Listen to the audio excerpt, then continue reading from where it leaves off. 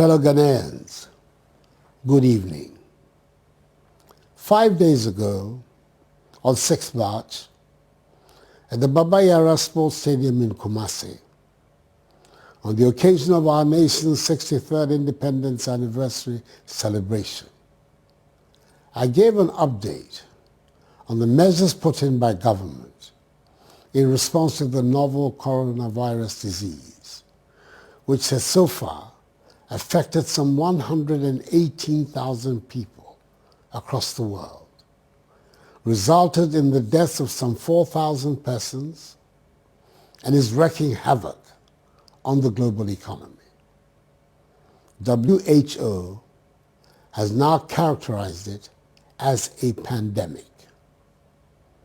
Prior to the address on 6th March, I visited the Kotoka International Airport in Accra, isolation and treatment centers of the Tema General Hospital and the Race Hospital in Accra, to see at first hand part of our state of readiness to deal with the virus, should any suspected case be recorded on our shores. The continuous monitoring of the pandemic has revealed a number of significant developments which require that the nation be brought up to speed on some additional measures we have to take to shore up our response mechanism. Fellow Ghanaians, as you may have heard in the news, Burkina Faso, our northern neighbor, has confirmed her first 2 cases of coronavirus infections. Togo to our east has 1 confirmed case, and Côte d'Ivoire to our west also has 1 confirmed case. Several countries in Europe, like Italy, where we have quite a large population of Ghanaians, have, as a result of the surge in infections, escalated dramatically their response to the outbreak.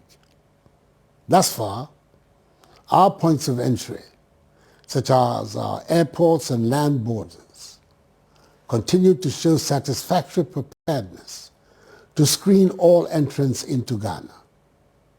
The Ministry of Health has designated a quarantine facility that can hold infected persons, whilst regional hospitals are preparing isolation centers for holding suspected cases.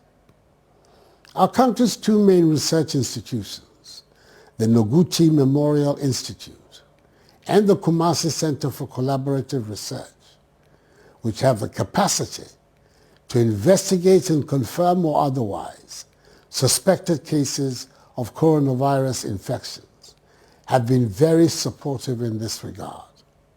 So far, they have found that the 57 suspected cases, as of today, Wednesday, 11th March, have proved negative.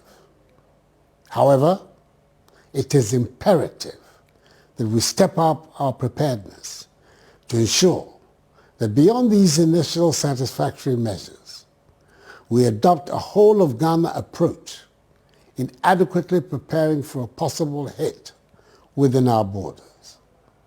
In order to do so, at my prompting, the Minister for Finance has made available the CD equivalent of 100 million United States dollars to enhance our coronavirus preparedness and response plan.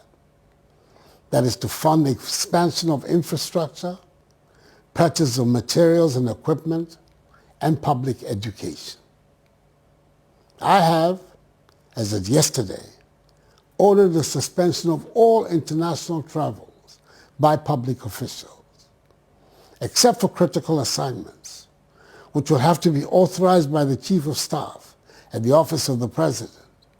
All public officials are to remain within the jurisdiction until further notice.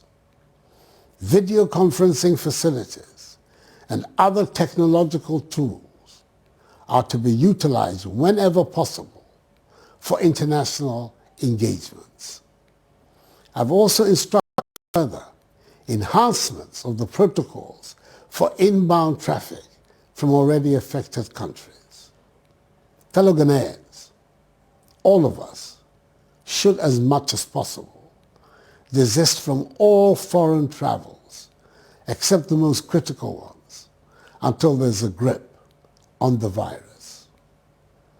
The Ministry of Information is leading a nationwide public education campaign on preventive measures that we must all observe to ensure that we're able to control the spread of infections should we record any infections in the country, which mercifully, so far, we have not, but which, by the law of averages, we shall.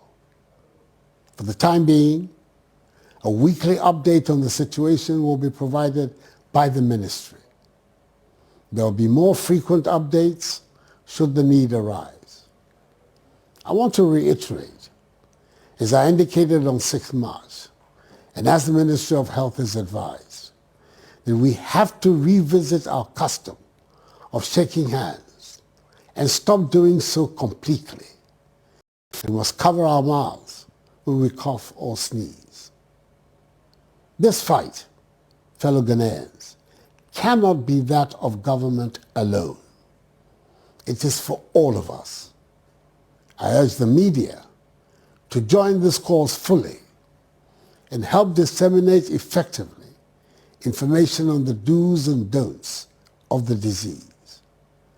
The information to be put out, however, must be that approved by health authorities and not just from any piece of literature found on the internet, as false materials are already being spread from other jurisdictions. I appeal to civil society organizations, schools, universities, faith-based organizations, and places which harbor large gatherings, such as classrooms, lecture halls, meetings, parties, and funerals, to put in place mechanisms to caution and assist patrons on basic preventive measures. I was encouraged to note that the 2 well-attended funerals I participated in over the weekend in Ashanti, people were observing the injunction against shaking hands. All of us need to adjust. Let us continue to observe the basic preventive behavior, i.e. washing our hands regularly, using alcohol-based sanitizers, stopping shaking hands, and avoiding unnecessary close body contact. Government is analyzing the potential impact to our economy of the virus and will trigger the relevant response to minimize it. We began to engage with the domestic pharmaceutical industry to assist in producing as much of the logistics required to prevent and combat the virus as is possible under the circumstances. Indeed, we must take advantage of this crisis to strengthen our domestic productive capacity so we can advance our self-reliance and reduce our dependence on foreign imports. Necessity, they say,